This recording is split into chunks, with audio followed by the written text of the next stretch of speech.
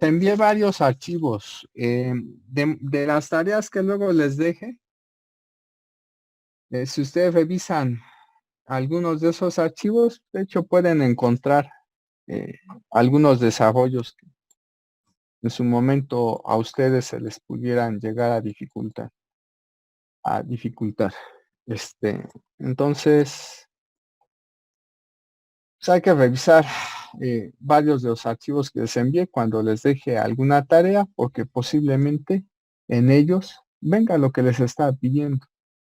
Eso se los comento otra vez, no porque eh, me interese que transcriban. Si nada más transcriben, no sirve. Si ustedes intentan hacer las cosas, pero llegan a tener algunas dificultades al hacerlo, pero revisan el material que les proporcione, posiblemente con ello puedan al final, vamos, que vencer esa dificultad. ¿Dónde me quedé? En el caso de ustedes, si no mal recuerdo, en el caso de ustedes terminé de explicar esto, ¿verdad? Sí, ¿sí o no? ¿Llegué hasta acá? Sí, estábamos viendo la... Ujú. ¿Esto lo vi o ya no lo vi esta parte? No, esa parte No, ya, ya ya no No la la vimos, vi, profe. ¿verdad? Entonces, esta parte está relacionada con una pregunta, con un comentario y una pregunta que hice aquí. Entonces, la nota que tenemos aquí menciona que en antenas filamentales que tienen una longitud menor o igual que lambda sobre 50, se supone regularmente que la corriente es constante en magnitud y fase, la corriente fasorial. Pero aquí lancé la pregunta, ¿pero lo es? De hecho, la respuesta es no. Para que en realidad la corriente fasorial sea constante, se requiere que en los extremos en los extremos de la antena, ¿sí? Que no se están alimentando, se coloquen pequeños conductores para que estos puedan almacenar carga. Entonces, la respuesta a la pregunta es no. Pero si colocamos pequeños conductores en los extremos que no se alimentan, entonces la respuesta es sí.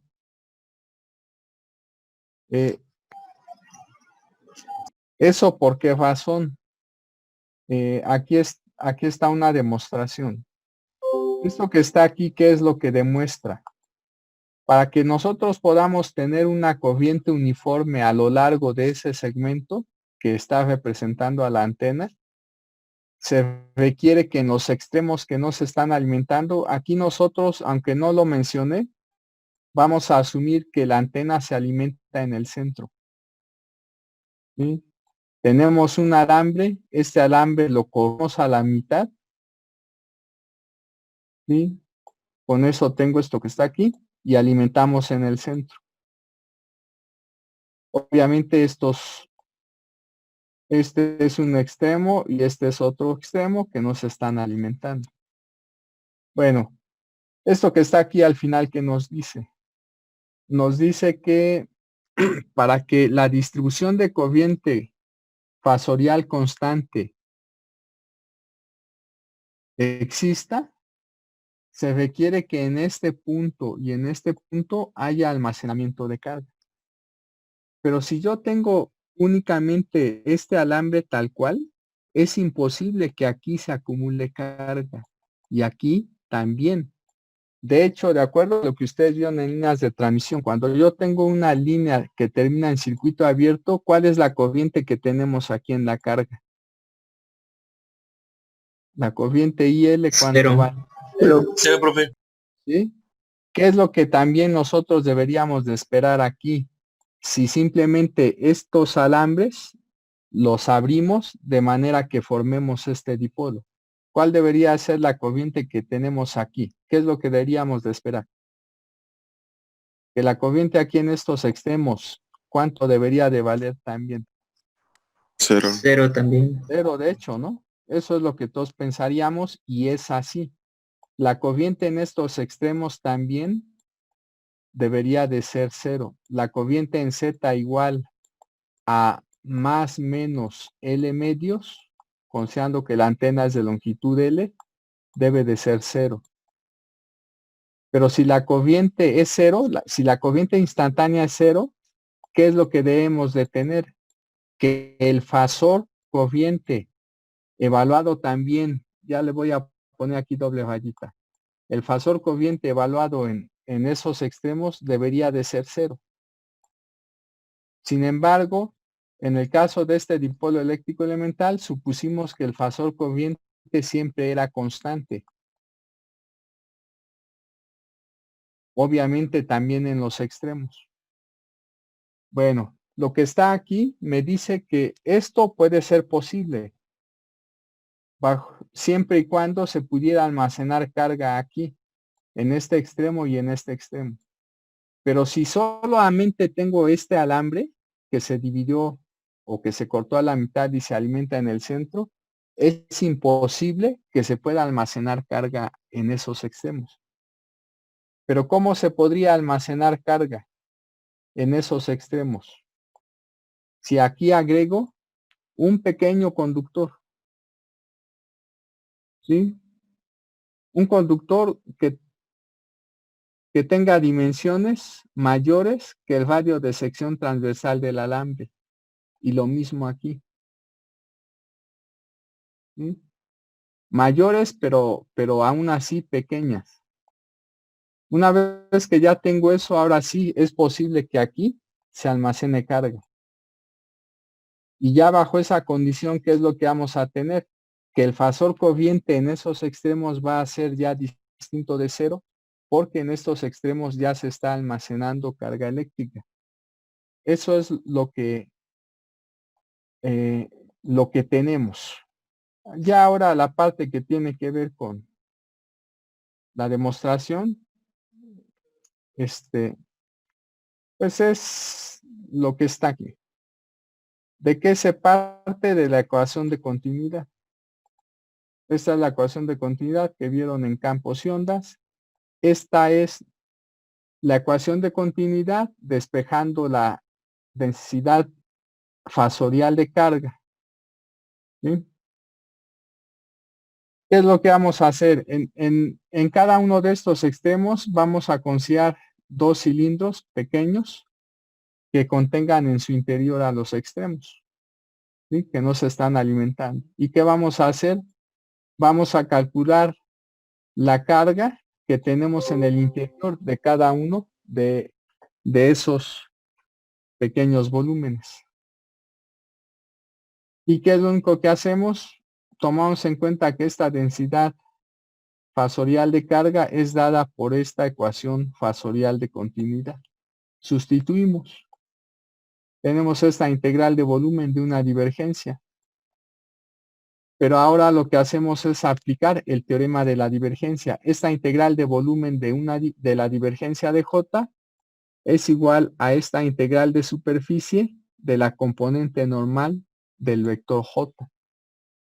Aquí la superficie S1 es una superficie cerrada, la superficie frontera del volumen B1.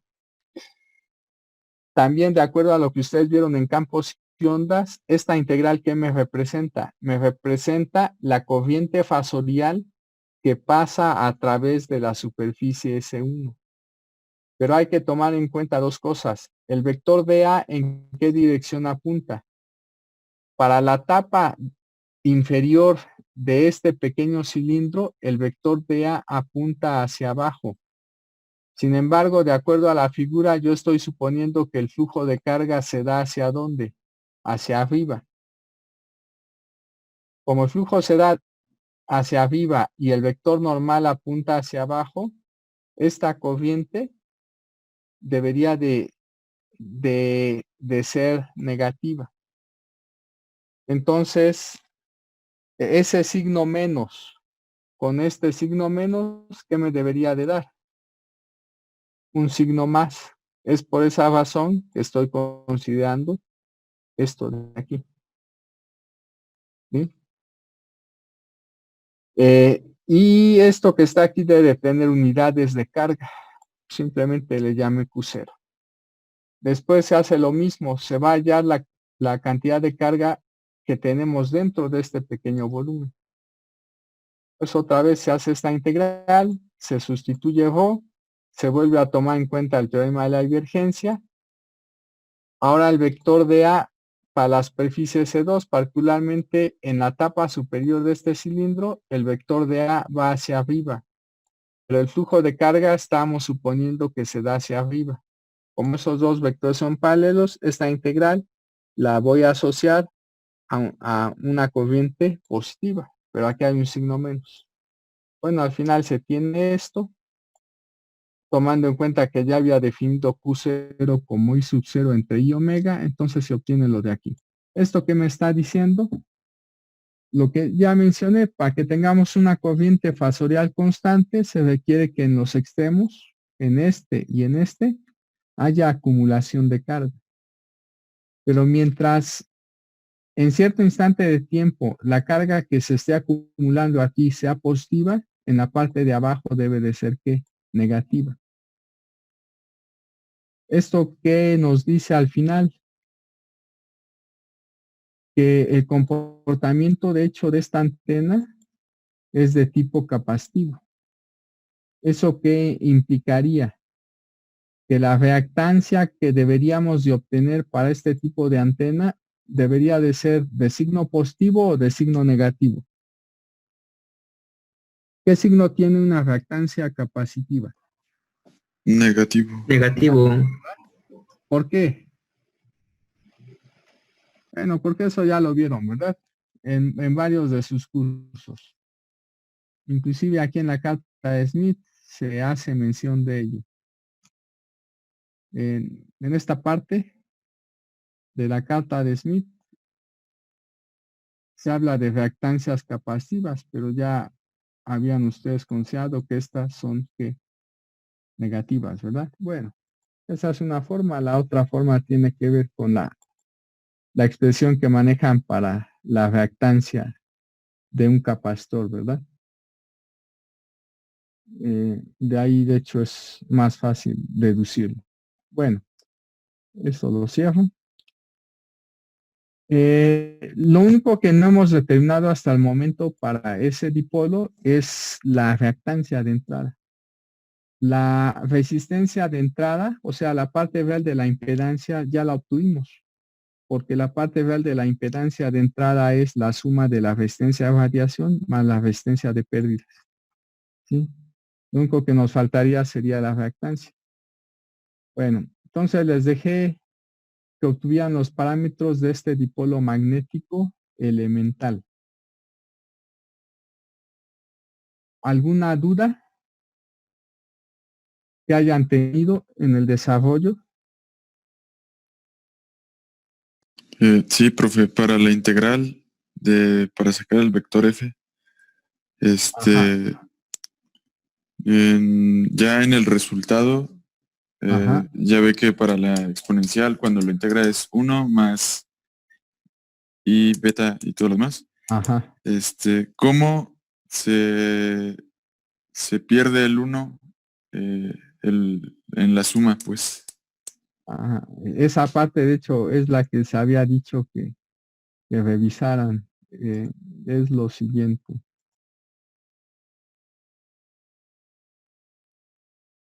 Aquí es F, sabemos que es 1. Y no lo puse. Ahí ya está. La exponencial la aproximamos por su desarrollo de Taylor a primer orden. Aquí está. Después el vector de F', aquí está. ¿Qué tenemos que hacer? Tenemos que multiplicar esto que está aquí por esto que está aquí. Este vector que ahorita estoy seleccionando, esta B es constante, la puedo sacar de la integral. Pero este vector, ¿a quién va a multiplicar? Va a multiplicar a este 1. Después, ¿a quién va a multiplicar? A este segundo término. Pero ese segundo término contiene como factor a este binomio. ¿Sí? contiene como factor a esos dos términos. Eso significa que este vector va a multiplicar a este 1, va a multiplicar a esto y va a multiplicar también a quién, a esto otro. Aquí ya está. La constante b que saqué de la integral, el vector que multiplicó al 1, después teníamos i beta seno de teta, el vector que multiplica a coseno de phi prima, después teníamos seno de phi prima, y el vector nuevamente que multiplica a ese otro término. Ya se había dicho que tenían que hacer 6 integrales. Ahí ya están. Tenemos en total 6 términos que se tienen que integrar. ¿Sí? Aquí hay 2. Cuando yo multiplico esto por esto y obviamente por esto, tengo un tercer término. Cuando multiplico esto por esto y a su vez por esto, tengo un cuarto término. Si multiplico esto por esto otro, quinto término, y si multiplico esto por esto, pues ya están los 6 términos. Es más, podría mejor poner un corchete para que se vea bien. Bueno, no puse corchete, pero sí un paréntesis, que se alcanza a ver mejor. ¿Sí? Son 6 integrales, pero aquí tengo de phi prima. Aquí es obvio que el x unitario va a salir de la integral. Voy a integrar el seno de phi prima de 0 a 2 pi. La integral de este seno de phi prima de 0 a 2 pi da 0. Después tengo que integrar el coseno de phi prima. Este ya unitario sale de la integral, obviamente. La integral de este coseno de phi prima de 0 a 2 pi también da 0. Después multiplico este x unitario, va a salir de la integral. Bueno, multiplico ahorita x unitario por menos seno, por coseno de phi prima, por coseno de phi, por todo esto. Obviamente las constantes van a salir de la integral. Lo único que nos va a quedar dentro de la integral es este coseno por este seno. Pero la integral del coseno de phi prima por seno de phi prima desde 0 hasta 2 pi también da 0. Después voy a tener que multiplicar y unitario por este coseno de phi prima, por este coseno de phi prima, por este coseno de phi, por este seno beta y b. Y nuevamente lo que es constante se saca la integral. Lo único que vamos a tener dentro de la integral es este coseno por este coseno, o sea, un coseno cuadrado. La integral de ese coseno cuadrado de phi prima, desde 0 hasta 2 pi, da pi. ¿Sí? Ese pi, ¿a quién debe de multiplicar? A y unitario, a coseno de phi, a esto que está aquí y a esta b. O sea que vamos a tener i beta b cuadrada seno de teta coseno de phi, pi y unitario. Es de hecho lo que tenemos aquí. Parte de lo que tenemos aquí. I beta b cuadrada seno de teta pi coseno de phi y unitario. ¿Qué es lo que nos falta?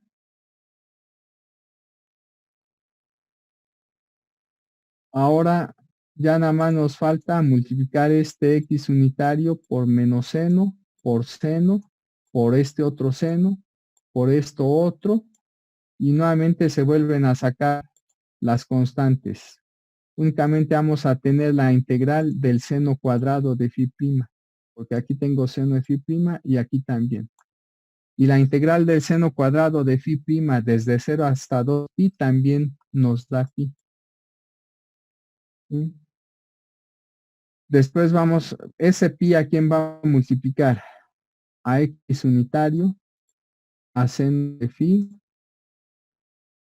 a i beta b seno de teta y a esta b.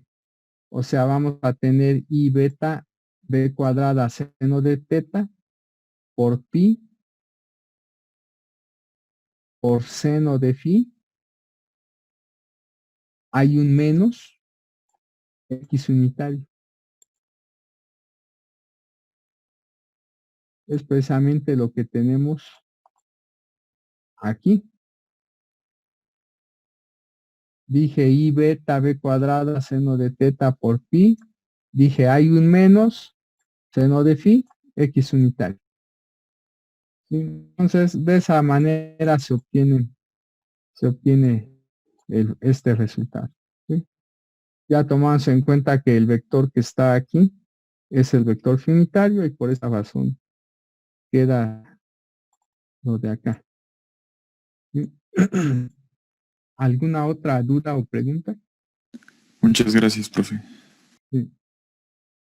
¿Otra duda o pregunta que tengan en relación a la tarea que les dejé y entregaron hoy?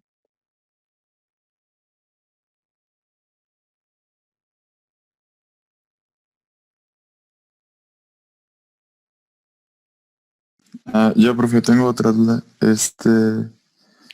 Ya ve que para el DL nos da que es B por 2pi. Ajá.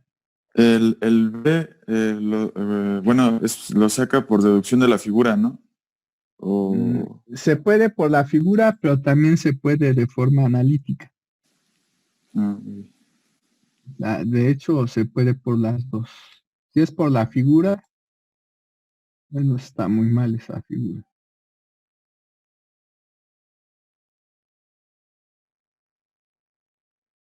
Voy a exponer que esta es la circunferencia.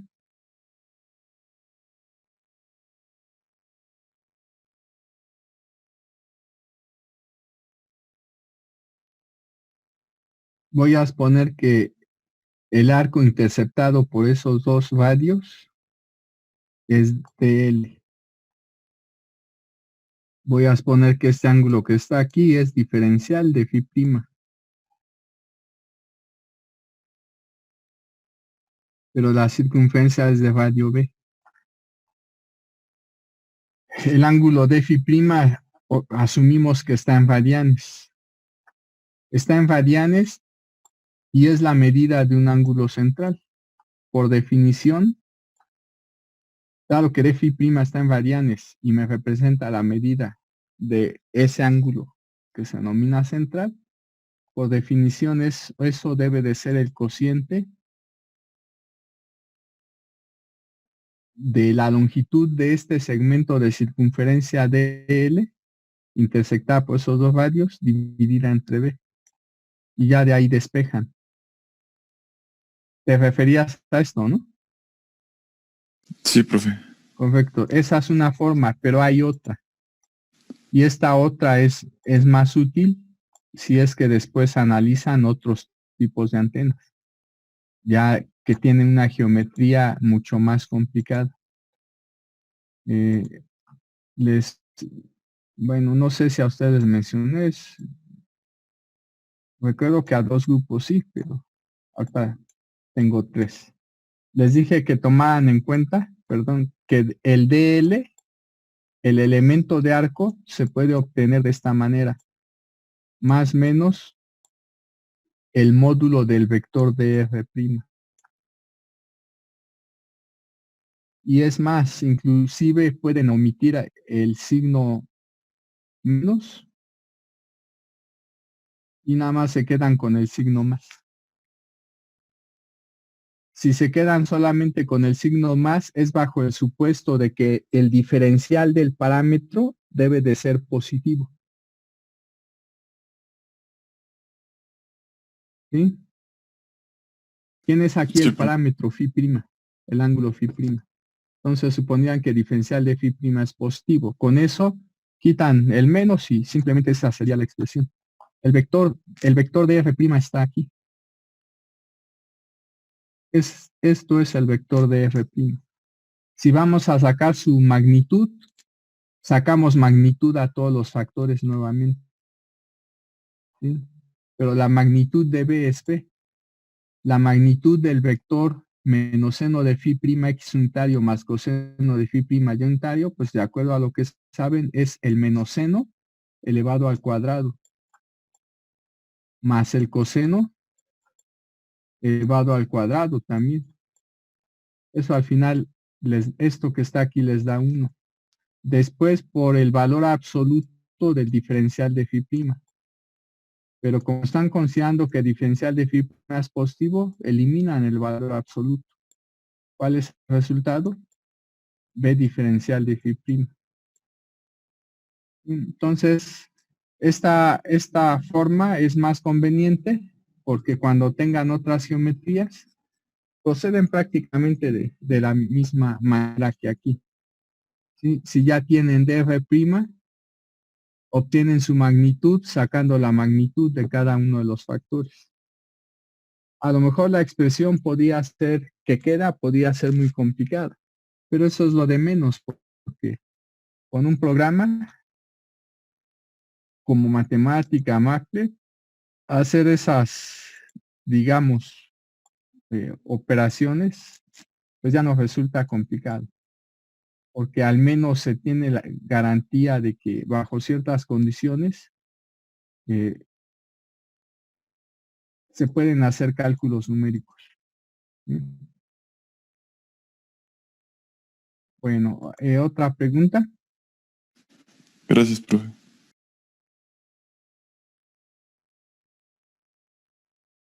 ¿No hay otra pregunta? Bueno, si no la hay, entonces vamos a continuar con la parte que corresponde al análisis, ¿sí? Entonces, ¿qué obtuvieron? Obtuvieron todo lo que está ahí. No lo voy a mencionar más que algunas cosas. Obtuvieron que ahora para el dipolo magnético elemental, el fasor E apunta en la dirección de phi unitario y el fasor H apunta en la dirección de teta unitario. Ojo, chavos, esto apenas lo corregí, no me había dado cuenta. Aquí, hace rato, tenía phi unitario. Cuando ya estaba explicando esto al grupo de las 7, me di cuenta que olvidé poner en lugar de phi unitario, teta unitario. ¿Sí? ¿Por qué? Porque nada más copié y pegué y modifiqué algunas cosas, pero olvidé al final modificar, hacer el cambio, phi por teta. Ya lo hice. Eh, entonces, si ustedes transcribieron y pusieron aquí phi unitario, pues ya me voy a dar cuenta fácilmente que transcribieron. ¿Sí? Porque aquí claramente aparece F unitario cruz phi. No puede dar phi. De hecho, da menos teta. El menos con el menos de aquí se cancelan y por eso al final queda aquí algo sin signo menos. Bueno, hay que contemplar eso. El vector H apunta en la dirección de teta. ¿Qué más? Fe volvió a dar lo mismo que en el caso del dipolo eléctrico. Esto implica que el diagrama de radiación va a ser el mismo. El diagrama 3D va a ser el mismo. ¿Sí? Y eso también implica que la directividad va a ser la misma que la que teníamos en el caso del dipolo eléctrico elemental. Y de hecho fue lo que obtuvieron. ¿Sí? ¿Qué más es importante tomar en cuenta? Que F transverso igual solo tiene componente F. Bueno, ya. También obtuvieron que la resistencia a radiación es dada por lo que está aquí. Y como B sobre lambda era muy pequeño, pues a la cuarta es todavía mucho más pequeño. Entonces, este dipolo es todavía peor radiador que el dipolo eléctrico elemental, que es un mal radiador. ¿Sí?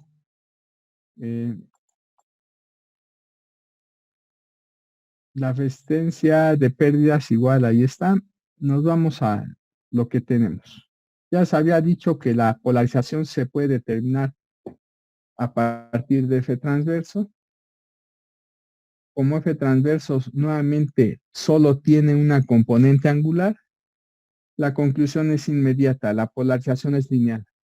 Pero además, como el vector phi unitario siempre apunta en una dirección que es paralela al plano XY, entonces esto implica que el campo eléctrico instantáneo siempre va a ser horizontal. Y por esta razón la polarización de este dipolo magnético elemental es lineal horizontal. ¿Qué más? Como el F sub E es seno de teta, nuevamente se tiene que las direcciones de máxima variación tienen esta forma. Pi medios, phi 0, donde phi 0 va desde 0 hasta 2pi. O sea, hay un número infinito de direcciones de máxima variación. ¿Qué más? Phi unitario en la dirección de máxima variación es esto. Teta unitario en la dirección de máxima variación es esto. ¿En qué dirección apunta? En la dirección de menos zeta unitario. ¿Esto qué implica? Que el fasor campo magnético en la dirección de máxima variación es paralelo al vector zeta unitario. Y esto implica a su vez que el campo magnético instantáneo va a ser paralelo al vector zeta unitario. Para pronto, el campo magnético instantáneo en la dirección de máxima variación es vertical. ¿Sí? Pero en otra dirección que no sea la de máxima variación, de hecho va a ser oblicuo. ¿Sí? Va a apuntar en dirección oblicua. Eso se desprende de lo siguiente. ¿Sí? Si esto que está aquí es un vector que parte del origen y por lo tanto me representa una dirección del espacio, ustedes vieron que el vector teta unitario en este punto donde tenemos la punta de flecha debe de apuntar en una dirección perpendicular a ese vector, pero además este vectorcito que acabo de graficar, que es perpendicular al primero, debe de encontrarse sobre el plano que contiene al eje Z y a esta dirección, o sea, al vector grandote. ¿Sí? Bueno, eso es algo básico que se expone, ustedes vieron sobre manejo de coordenadas esféricas, y con base en ello, eh, la afirmación que dije, el vector H en una dirección que no es de máxima variación es oblicuo.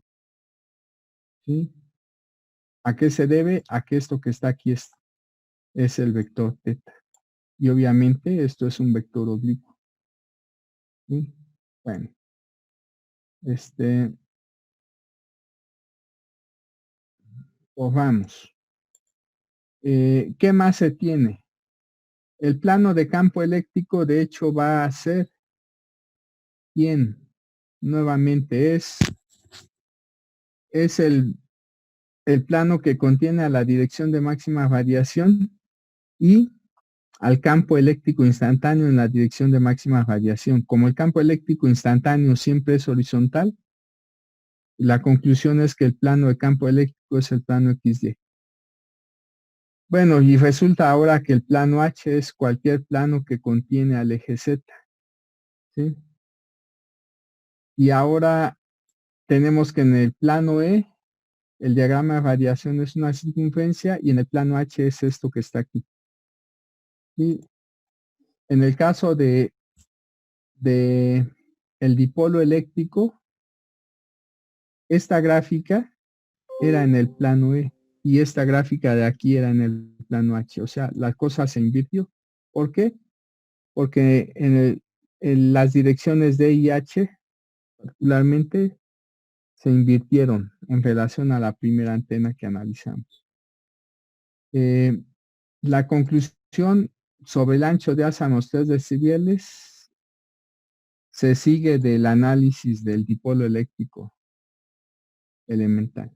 ¿Sí? Bueno, lo único nuevo es esta parte. Vamos a considerar lo siguiente. que las dimensiones del dipolo eléctrico elemental y del dipolo magnético elemental fueran las mismas.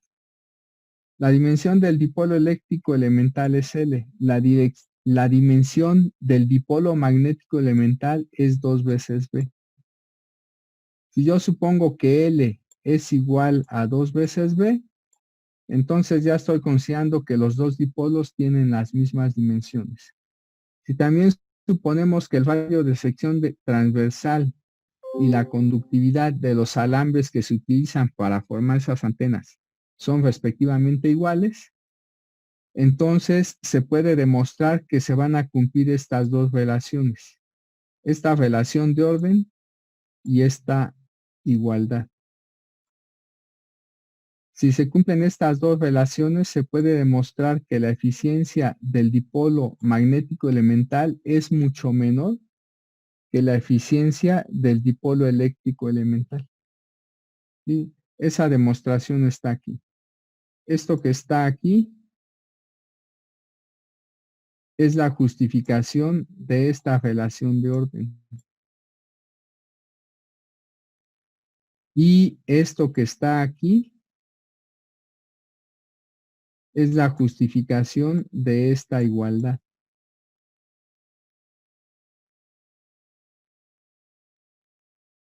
¿Sí? Y esto que está aquí es la justificación de este resultado. ¿Sí? Entonces, ¿qué es lo único que hacemos? Tomamos en cuenta que L es igual a 2 veces B. Tomamos la expresión para la resistencia de variación del dipolo eléctrico elemental, también para la resistencia a variación del dipolo magnético elemental, dividimos esas dos resistencias de variación, cancelamos lo que se pueda cancelar, el resultado final es esto. Pero como L sobre lambda es mucho menor que 1, su cuadrado es todavía más pequeño y por esa razón la conclusión de que este cociente es mucho menor que 1. Si este denominador lo paso para acá, ya tenemos esta relación de orden. Igualmente, cuando se toman las dos resistencias de pérdidas ómicas y se hace esta división, el resultado nos da pi. Ya tenemos, pasando este denominador del otro lado de la igualdad, ya tenemos esta relación. Y por último, partiendo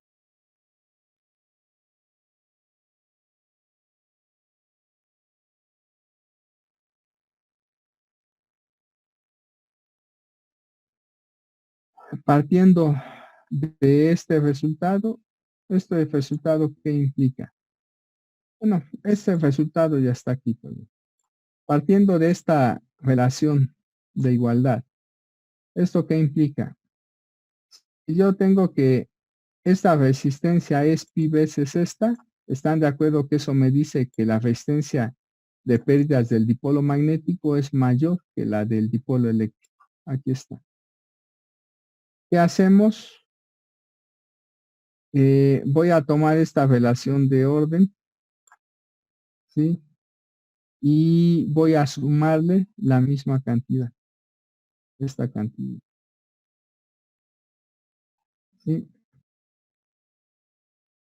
Como ya sabemos que las resistencias de variación del dipolo eléctrico elemental y del dipolo magnético elemental son pequeñas, ¿sí? Entonces, cuando nosotros agregamos en ambos lados de la relación de orden la misma cantidad, pues la relación de orden no se va a alterar, tomando en cuenta que estas cantidades son de hecho pequeñas. ¿Sí? ¿Qué más? Lo único que hice ya después fue factorizar de aquí la resistencia del dipolo magnético elemental y aquí la resistencia del dipolo eléctrico elemental. Quedó esto. ¿Qué fue lo único que hice al último? Este término lo paso del lado derecho y este término lo paso del lado izquierdo. Y con eso ya tenemos cocientes que representan la eficiencia de ambas antenas y por lo tanto con ellos se llega a este resultado. Entonces, lo que tenemos básicamente es lo que había dicho desde un principio, el dipolo magnético elemental es todavía peor variador que el dipolo eléctrico elemental, ¿sí? Que de hecho es un mal variador. Entonces, si nosotros tuviéramos una antena que es básicamente una espira circular, si el radio de la espira es mucho menor que lambda, lo que deberíamos de esperar es que eh, la resistencia a variación de la antena sea baja y por lo tanto si llegara a utilizarse como transmisora tendría que utilizarse únicamente para cortas distancias, ¿sí? Porque para largas distancias no sería útil. Igual es más común que este tipo de antenas lleguen, si se llegaran a usar, como dije, en transmisión a cortas distancias, pero posiblemente también se podrían usar como antenas receptoras, ¿sí? Eso va a depender de ciertas condiciones. Bueno, vamos a empezar con este tercer tipo de antena, que es el dipolo largo o finito, también se le llama antena cilíndrica. El nombre más común es dipolo largo, ¿sí? Vamos a poner nuevamente un alambre de longitud L que se corta a la mitad, se alimenta en el centro. Entonces vamos a suponer que la longitud de ese alambre es mayor o igual que lambda sobre 10. Y vamos a considerar que el modelo de corriente es este. El fasor corriente es dado por esa función. Cosas importantes que mencionar aquí.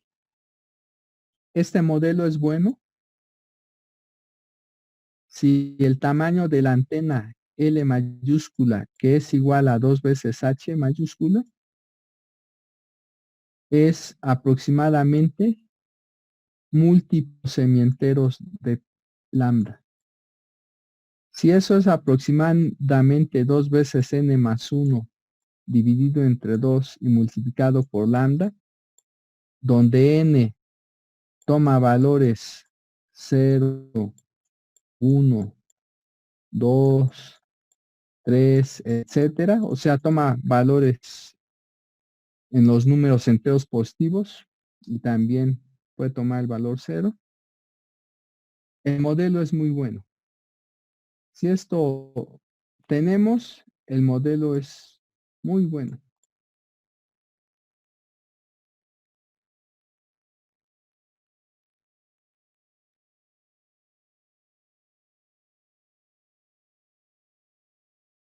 Todos los parámetros que calculemos a partir de los resultados que obtengamos, van a ser, digamos que,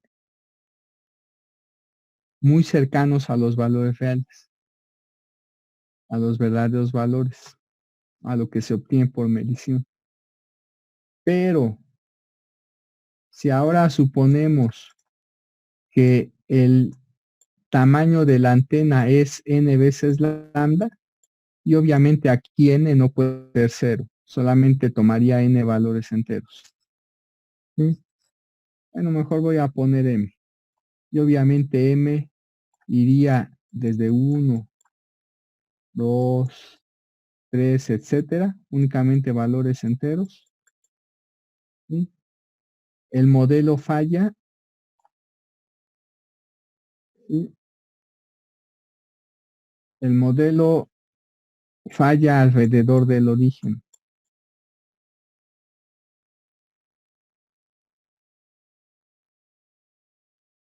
Alrededor del origen. estos fallos, ¿en qué van a afectar?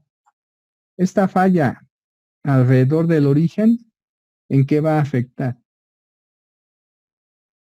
Bueno, resulta que la corriente en la entrada, el fasor corriente en la entrada, lo obtendríamos cuando se evalúa en z' igual a 0. ¿Sí? Y esto nos va a dar simplemente I sub m por el seno de beta h. Pero resulta aquí que el seno de beta h da 0. Esto que está aquí nos está diciendo que la corriente que tendríamos en la entrada de este tipo de antenas siempre sería 0. ¿Esto qué implica? La potencia que se le está entregando a la antena es la parte real del fasor voltaje en la entrada por el fasor, por el complejo conjugado del fasor corriente también en la entrada de la antena. ¿Esto cuánto me daría? 0. ¿Qué significa? Que según ese modelo, a antenas que tienen ese tamaño, ¿sí? Antenas que tienen ese tamaño, pues a esas antenas se les entrega una potencia 0. Pero supongan ustedes que en realidad le estamos entregando a esa antena una potencia distinta de 0 porque en realidad se está alimentando con un generador de voltaje.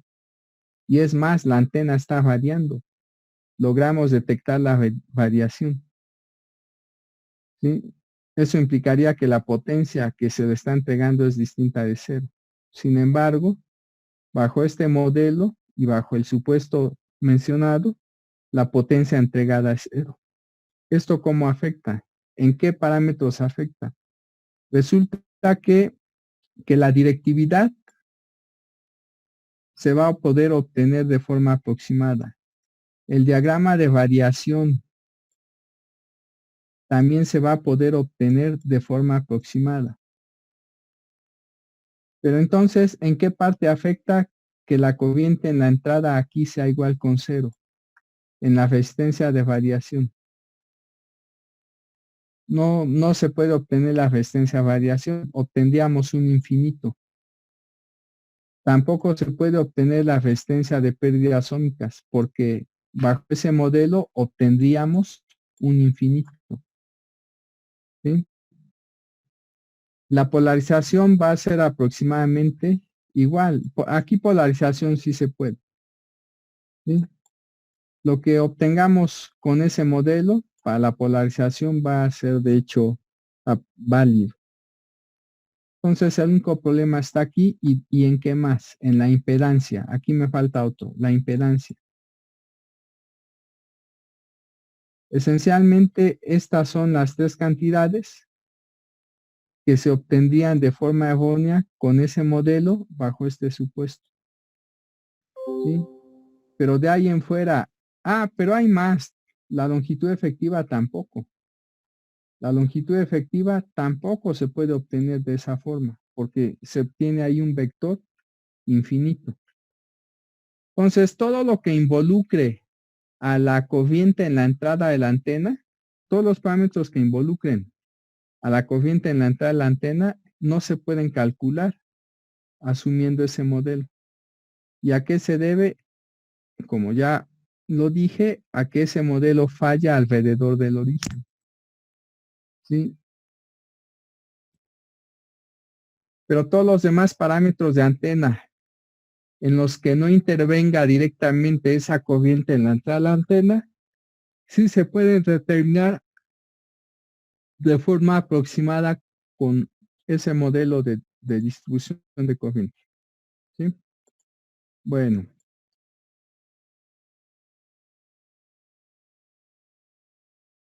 Tienen otra tarea, chavos, para la próxima clase hay que entregarla, por favor. ¿Cuál es la tarea? Hay que obtener las fórmulas de los parámetros de esta antena. ¿Qué tienen que hacer? Lo mismo que hicieron para la tarea que entregaron hoy, solo que ahora asumiendo ese modelo de distribución de corriente, y como ya estamos suponiendo que L es mayor o igual que lambda entre 10, ya no van a realizar ninguna aproximación para hacer la integral. Entonces, como les he dicho, chavos,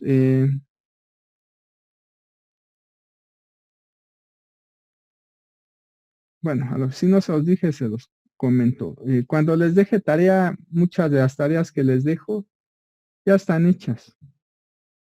¿Sí? Pero no por ello nada más se dediquen a transcribir. Inténtenlo hacerlo. Si llegan a tener dificultades, pues simplemente revisen el material que les he enviado. En la mayoría de los casos, casi siempre que les dejo tarea, si revisan el material que les envié, las van a hacer, por más complicadas que se les pudieran hacer. ¿Sí? Bueno, en el archivo de fundamentos de radiación viene lo que aquí no puse. Aquí tengo la expresión para F, hice las sustituciones, se saca el vector Z unitario y pues ya de manera inmediata dije que esta integral, una vez que saqué el vector Z unitario, da esto. El procedimiento que aquí falta para obtener este resultado viene en alguno de los archivos que les mandé desde el inicio, y de hecho viene en el archivo de fundamentos de radiación. ¿Sí? La parte faltante viene aquí. Si voy a integrar esto que está aquí, debido a que aquí hay un valor absoluto, ¿qué se tiene que hacer? Para integrar valores, expresiones que involucran valores absolutos, por fuerza se tiene que descomponer la integral en dos. La integral, ¿sí?, en la que la variable de integración toma valores negativos, y la integral en la que la variable de integración toma valores positivos. ¿Qué fue lo que hice después? Hice aquí un cambio de variable. Aquí la z' toma valores negativos, pero se puede hacer el cambio variable z' igual a menos u prima. Haciendo ese cambio de variable, y pues diferencial de z' va a ser igual a menos diferencial de u prima. Y cuando hagan el cambio de variable, este menos h se va a convertir en un h. Este 0 queda como 0. Eso ya está aquí. Pero tomando en cuenta que diferencial de z' va a ser igual a menos diferencial de u prima, al final va a haber un signo menos fuera de la integral. Aquí lo que hice fue cambiar, aunque hice el cambio de variable z' igual a menos u prima, una vez que terminé de hacer todo, cambié nuevamente la u prima por ¿quién? Por z', porque ya saben que la variable de integración es muda. ¿Sí? Puedo llamarle u prima, z', pato, lo que sea. Al final, el resultado que se obtenga al integrar no depende de la letra que utilicé para esa variable de integración. Entonces, este signo menos se puede absorber dentro de la integral al cambiar los límites de integración. ¿Sí? Entonces, si yo quito el menos, es porque en realidad ya puse aquí 0 y aquí h. Y ya tengo dos integrales que van desde 0 a h, las agrupo en una sola. ¿Sí? Pero esto que está aquí tiene la forma de un coseno. De hecho, es 2 veces el coseno. Aquí está. Y hacer esta integral ya es mucho más rápido, entre comillas, porque es la integral de un seno por un coseno. Tomamos en cuenta esta identidad. Seno de A más menos B es igual a seno de A coseno de B más menos coseno de A seno de B. Entonces aquí,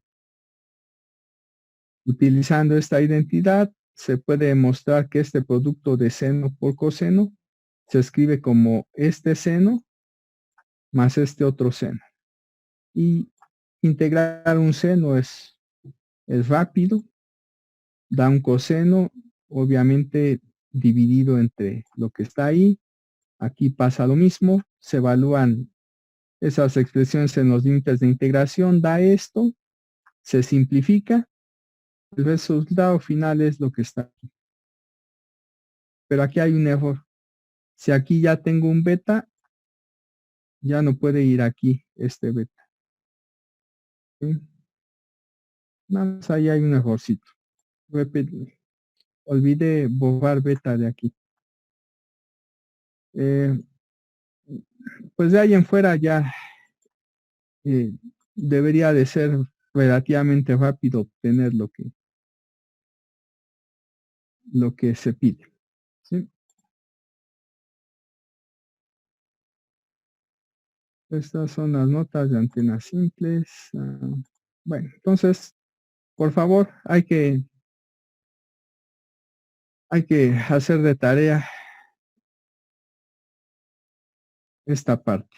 Obtener nuevamente los fasores, campo eléctrico, campo magnético y los parámetros de antena de este dipolo largo o finito. ¿Sí? ¿Cuándo hay que mandársela, profe? A más tardar es el día martes. ¿Sí? Día martes. Mientras vamos a ver cómo hacer los diagramas de variación en 2 dimensiones. ¿Sí? Entonces, para esto voy a tomar el archivo de parámetros de antenas que no lleva el nombre, la palabra diapositivas. ¿Sí? Y me voy a ir a la parte en la que se discute el diagrama de radiación, en la que se expone sobre el diagrama de radiación. Y es la que está aquí. Esta parte ya se las había mencionado, la de arriba, cómo obtener la gráfica en 3 dimensiones, pero únicamente nos faltó cómo obtener la gráfica en 2 dimensiones. Por lo regular, cuando se hace la gráfica en 2 dimensiones, lo más común es que se grafique en los planos XY, XZ y YZ. ¿Sí? Entonces, por esa razón, necesitamos lo siguiente. Vamos a ver rápidamente esta figura. Aquí está lo que todo mundo se expone ya a estas alturas, debe de manejar sobre coordenadas esféricas. ¿Sí? Tengo un punto. Este punto tiene coordenadas esféricas r, teta, phi. Una vez que tengo ese punto, puedo trazar el vector de posición de ese punto. O sea, es el vector azulito que está representado por f. ¿Sí? ¿Qué es teta? Teta es el ángulo que forma el vector de posición del punto con el eje z. ¿Sí? Se mide de esa manera, de la manera en la que ahí aparece en la figura. O sea, es un ángulo dirigido.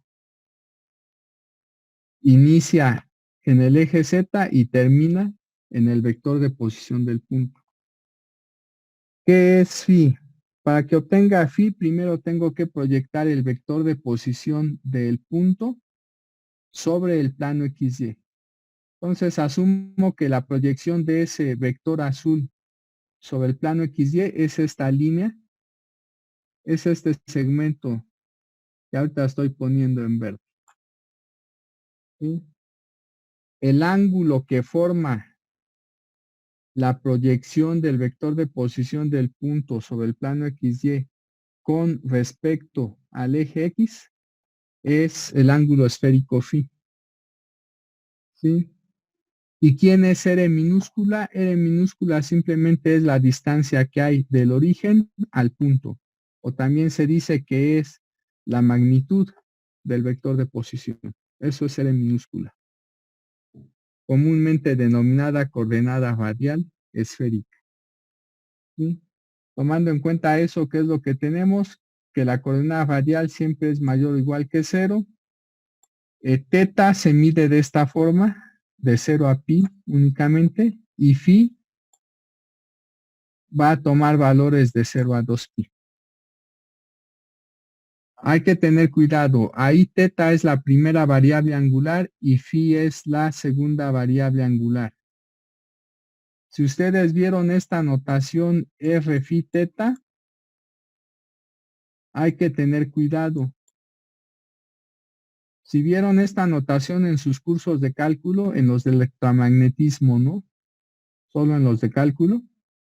Entonces aquí phi toma valores de 0 a pi. Y teta toma valores de 0 a ¿qué? A 2pi. Pero hay que notar que la primera variable angular toma valores de 0 a pi, lo mismo que aquí, lo mismo que en la notación que yo uso. Y la segunda variable angular toma valores de 0 a 2pi, lo mismo que yo uso. Para pronto, bajo esta notación, la que ahorita estoy encerrando, esto es phi y esto es ¿quién? Teta.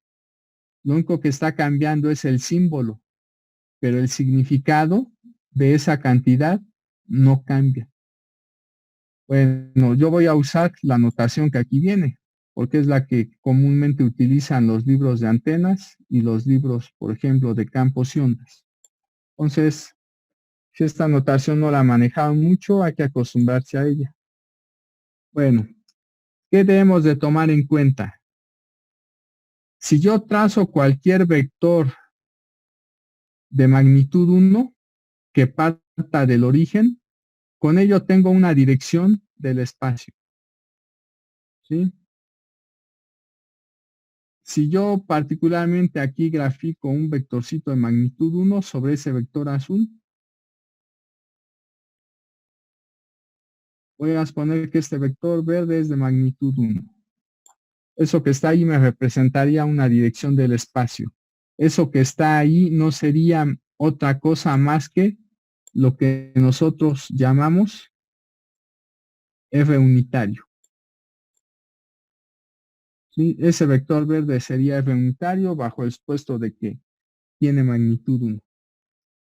Y ese F unitario que me representa una dirección del espacio. Ese vector F unitario ¿a qué equivale? Equivale al par teta, phi. El par teta, phi también me representa una dirección de ¿qué? Del espacio. Si a teta y phi le damos todos sus valores, entonces con ello obtenemos todas las direcciones del espacio. Si nosotros queremos obtener diagramas en 2 dimensiones, de todas las direcciones del espacio que debemos de considerar, únicamente nos quedaríamos, de todas las direcciones del espacio, únicamente consideraríamos aquellas que se encuentran en el plano XY, en el plano XZ y en el plano YZ. Porque como ya dije, los diagramas en 2 dimensiones, por lo regular suelen graficarse en esos planos, por lo regular, ¿sí? No significa que siempre, pero eso es lo más común. Entonces, es lo mínimo que se supone debemos de saber hacer.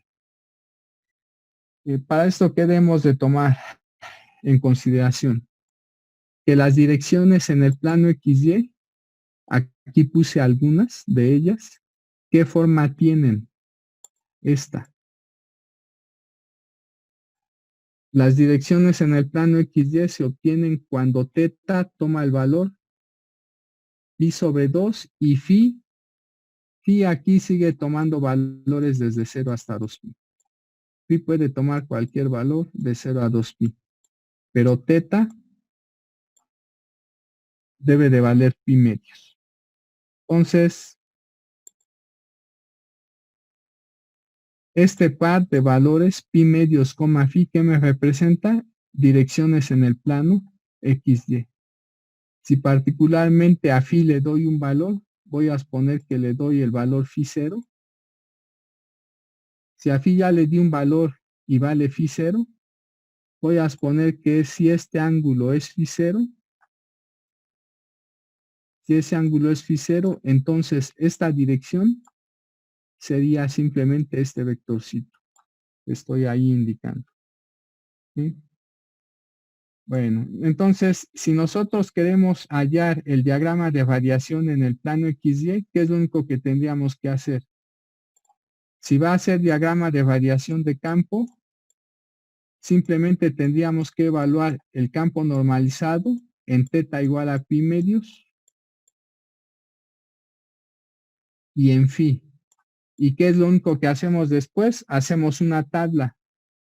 Hacemos una tabla donde a phi le damos valores que van desde 0 hasta 360 grados. Podríamos, por ejemplo, irnos de 10 en 10 grados. Entonces iniciaríamos con 0 grados, 10 grados, 20 grados, hasta llegar hasta los 350 grados. Porque 360 grados y 0 grados representan la misma posición angular. ¿Sí? Y ya, bueno, ya saben cómo hacer una gráfica polar. Entonces, al final terminaríamos haciendo ahí una gráfica polar. ¿Quién es el eje polar? Aquí el eje polar es el eje X. Es el eje respecto del cual se mide el ángulo phi. Ese es el eje polar. ¿Y qué tendríamos que hacer para hacer una gráfica en el plano XZ? Pues ver cuáles son las direcciones, qué forma tienen las direcciones en el plano XZ. Bueno, son estas. ¿Sí? Para que ustedes puedan entender el porqué de aquí θ igual a pi medios, phi cualquier valor, y para que puedan entender el porqué aquí para las flechas en color verde se debe de considerar que phi vale pi, y para las flechas en color azul que phi vale 0, deben de tomar en cuenta nuevamente cómo se están definiendo θ y phi. Θ es el ángulo que forma el vector de posición del punto con respecto al eje que Z. Y si este vector de posición lo proyecto sobre el plano XY, phi es el ángulo entre la proyección ya mencionada y el eje X. ¿Sí? Entonces es obvio que si yo únicamente me voy a limitar a las direcciones en el plano XY, θ ¿cuánto debe de valer? 90 grados. Esa es la razón por la cual lo de acá. Pero si ahora me voy a restringir al plano XZ, aquí tengo el eje X, voy a ahorita a suponer nada más este semiplano. ¿Sí? Y voy a tomar, por ejemplo, este vector. Voy a exponer que ese vector se encuentra en el semiplano que contiene al eje X positivo y al eje Z. Cuando este vector lo proyecte sobre el plano XY, ¿qué me va a dar? Me va a dar un segmento que se encuentra sobre el eje positivo X. ¿Cuál es el ángulo que ese segmento forma con el eje X? 0 grados, ¿verdad? O 0 radianes. Esa es la razón por la cual en este semiplano que contiene al eje positivo X, las direcciones representadas por azul tienen la forma θ, 0. Pero de manera similar, cuando ahora considero el semiplano que contiene al eje negativo X y al eje Z, por supuesto, por lo tanto estoy considerando las direcciones en verde, ¿sí? ¿Qué forma tienen? ¿Cuál es el ángulo que esta flecha, a ver, si cualquiera de estas flechas verdes las proyecto sobre el plano XY, ¿qué me va a dar? Un segmento de recta que se encuentra sobre el eje negativo X.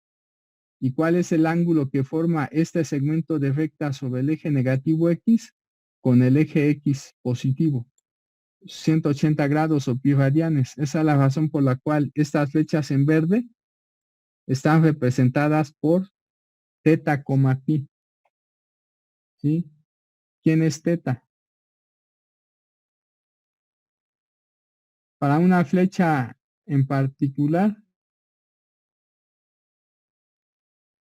por ejemplo, para esta flechita, la tercera, eso sería teta.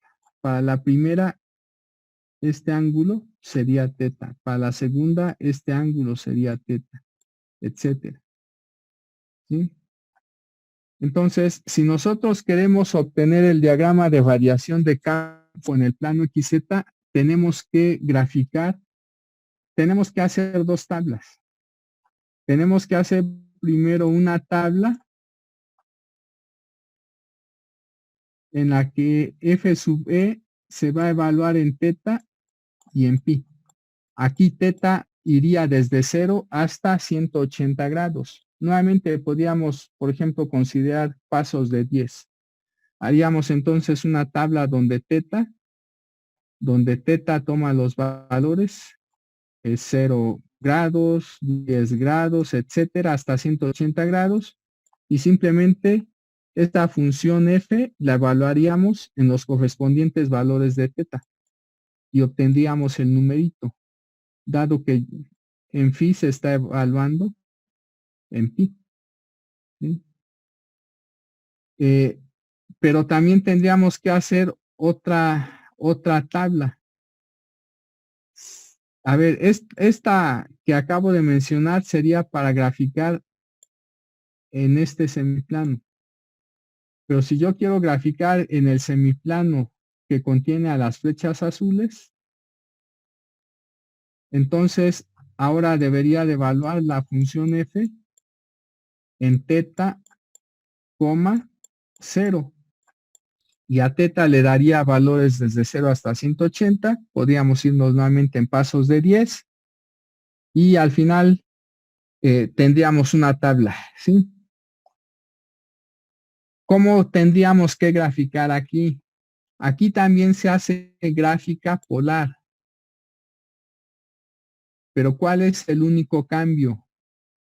El ángulo teta con respecto a qué eje se mide, es pregunta.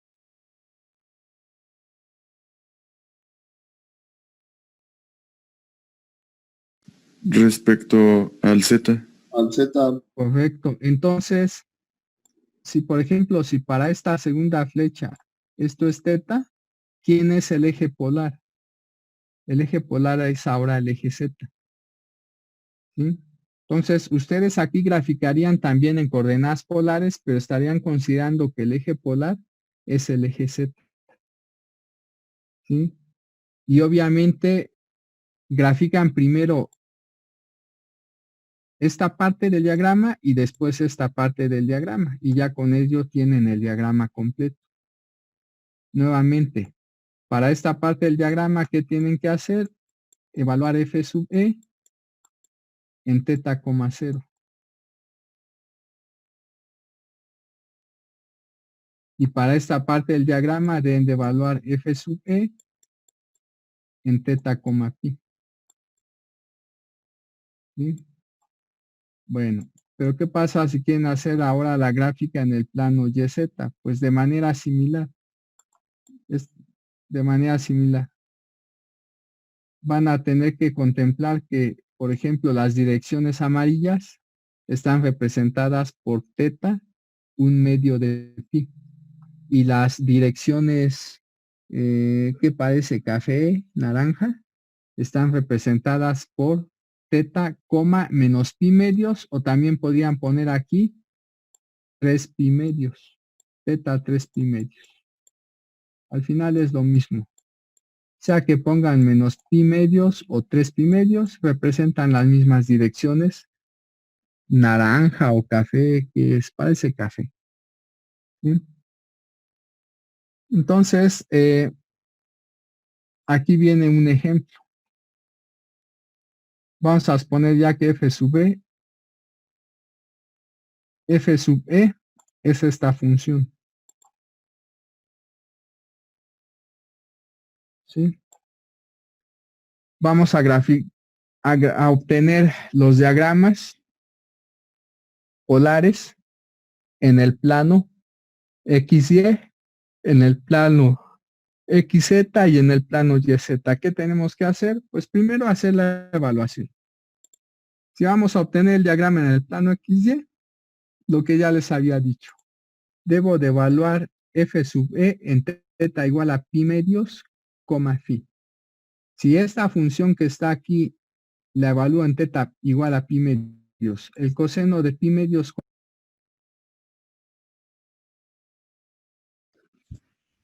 ¿cuánto me da coseno de pi medios? Da 0. 0 por 1/2 de pi sería ¿cuánto? 0. Y coseno de 0, ¿cuánto da? 1. Después aquí seno de pi medios, ¿cuánto da? 1. Toda esta fracción valdría 1. Después aquí tendríamos seno de pi medios que es 1, seno de pi medios que es 1. Esto sería 1. Entonces el resultado sería seno de 3/4 de pi, que multiplica a la suma del seno de phi más 1, entre todo eso, entre el seno de 1/4 de pi, que multiplica a la suma de este seno más 1. Es de hecho lo que está aquí. ¿Qué tendríamos que hacer? Pues ya nada más tendríamos que hacer una tabla en la que aquí le damos valores de 0 a 2pi. Ya que tuviéramos esos valores, entonces hacemos una gráfica polar en el plano XY, tomando en consideración que el eje polar va a ser el eje X. ¿Sí?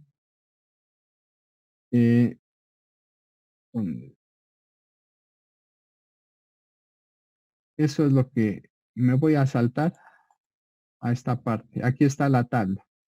Aquí le di valores desde 0 hasta 350 grados de 10 en 10. Pero aquí hay que tener cuidado. Si ustedes ven el argumento de esas funciones trigonométricas, esto que está aquí es una cantidad que está de hecho en radianes. ¿Eso qué implica?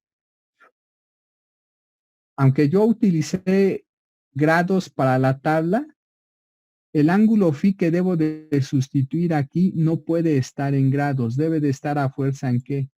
En radianes. ¿Por qué razón? Porque una vez que esto ya me haya dado un numerito al que le voy a sumar 1,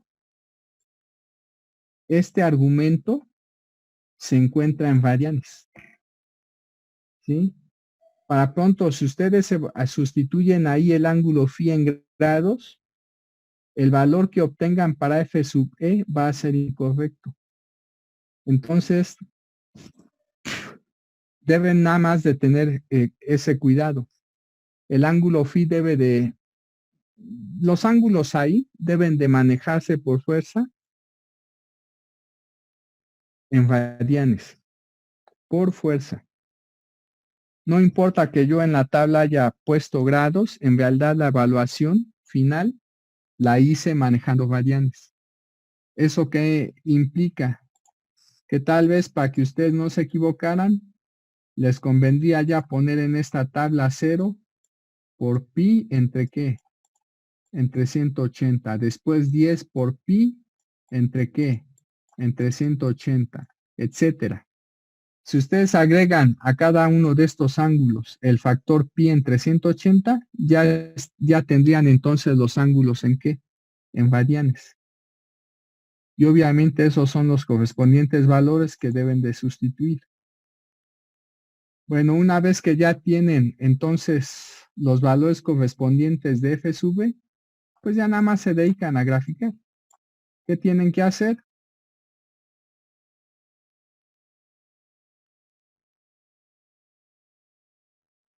Por ejemplo, el ángulo phi igual a 0 grados. Aquí indiqué, de hecho aquí estoy indicando cómo se mide phi. Ya estoy indicando ahí quién es el eje polar. Bueno, chavos, ya saben graficar en polares. No voy a seguir explicando. ¿Sí?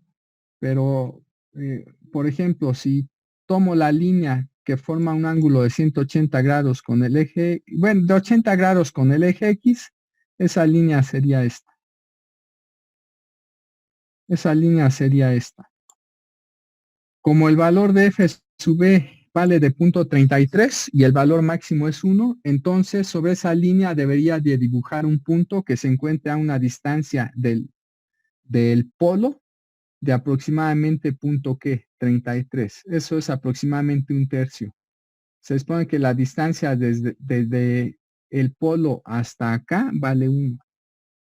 Bueno, entonces esa es la razón por la cual graficaría, por ejemplo, aquí un puntito. Ese puntito se supone que a escala me representa un punto 33. ¿Sí?